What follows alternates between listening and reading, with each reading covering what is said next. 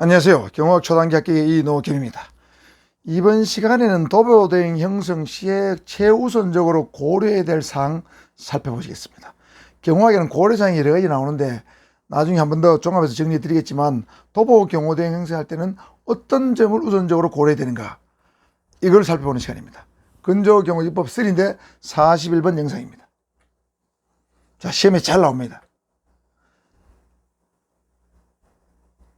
주변 감시 건물의 취약도입니다.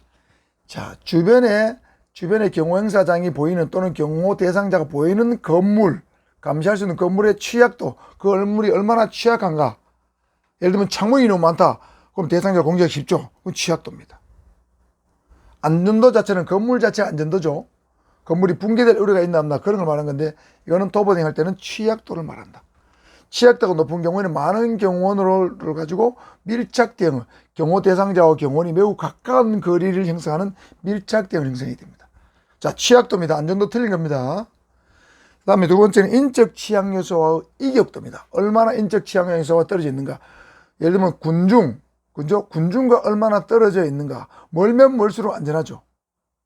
그렇죠? 자, 그래서 이격도, 인적 취약 요소는 이격도라는 말이 붙습니다. 대상자가 군중이 운집한 도로를 따라 이동할 때의 경우는 대상자에게 밀착하지 않고 군중 쪽으로 약간 벌린 대응을 형성한다. 자, 군중이 운집한 도로를 따라 이동할 때의 경우는 대상자에게 밀착한 것보다는 사람들을 벌려야 되겠죠. 사람들을 벌려서 경호 대상자에게 접근하지 못하도록 해야 되니까 그런 대응을 형성해야 됩니다. 예를 들면 이런 것들은 사다리 대응이 될 수도 있겠죠.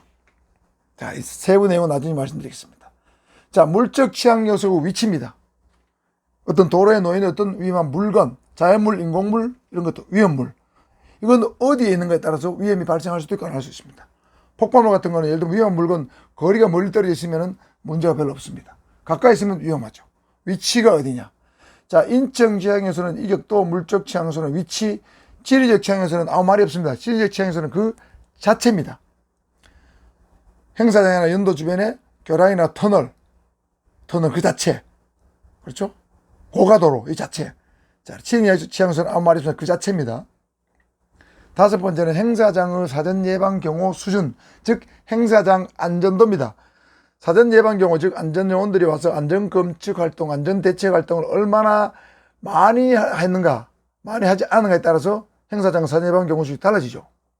예를 들면 갑작스럽게 계획된 경우라면 사전 예방 경호, 선발 경호 활동할 시간이 별로 없어요. 그러면 안전 검측을 제대로 못 할 수가 있습니다. 그럴 때는 도보 대응을 밀착 대응을 형성해야 되겠죠.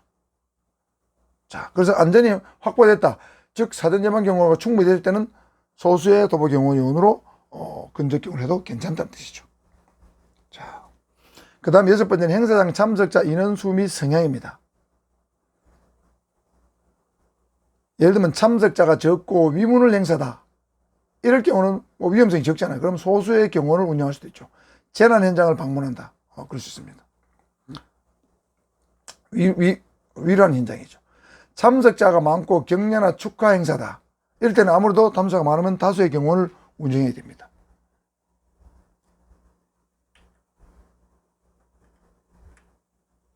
그 다음에 행사장 참석자가 예를 들면 적대적이냐 우호적이냐에 따라서 또 경호 대응이 달라지겠죠.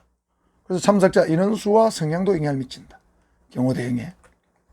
행사의 성격이 공식 행사냐 비공식 행사냐 약식 행사냐에 따라서 달라지겠죠. 약식 행사는 당연히 적은 숫자의 경호원이 동원되면 되겠죠. 가장 많은 근접 경호원 공식, 그 다음에 비공식, 약식 되겠습니다.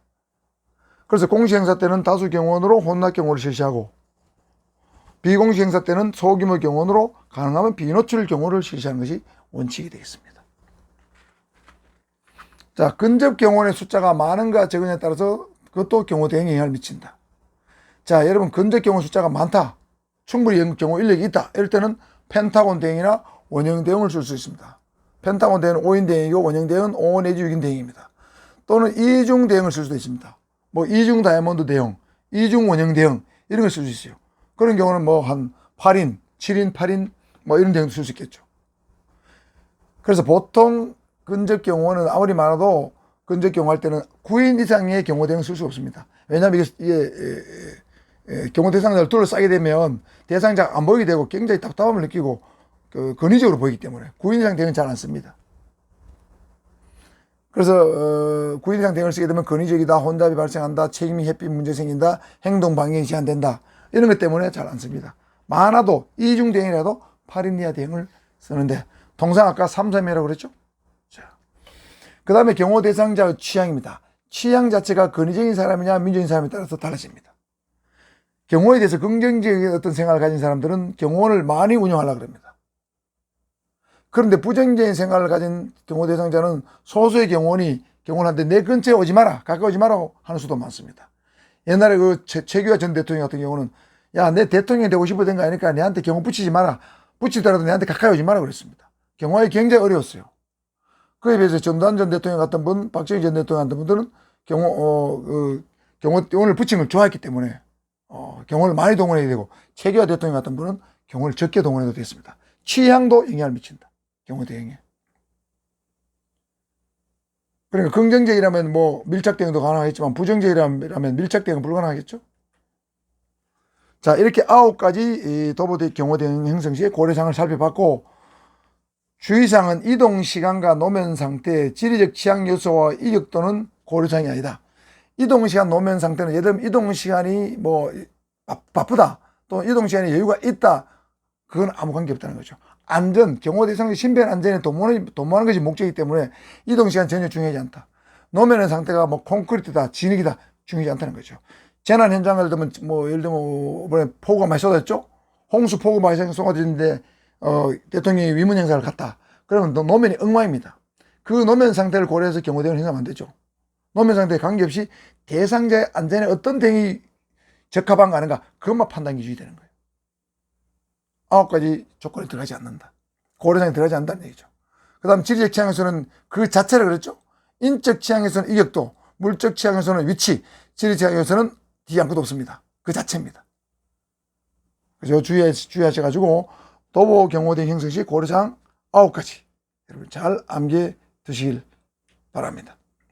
이번 영상 여기서 마치고 다음 영상은 도보 경호 대응, 이게 제일 골치 아프고 복잡한 거예요. 여기서 시험 문제 반드시 한 문제 나옵니다. 다음 영상에서 찾아뵙겠습니다. 이상입니다.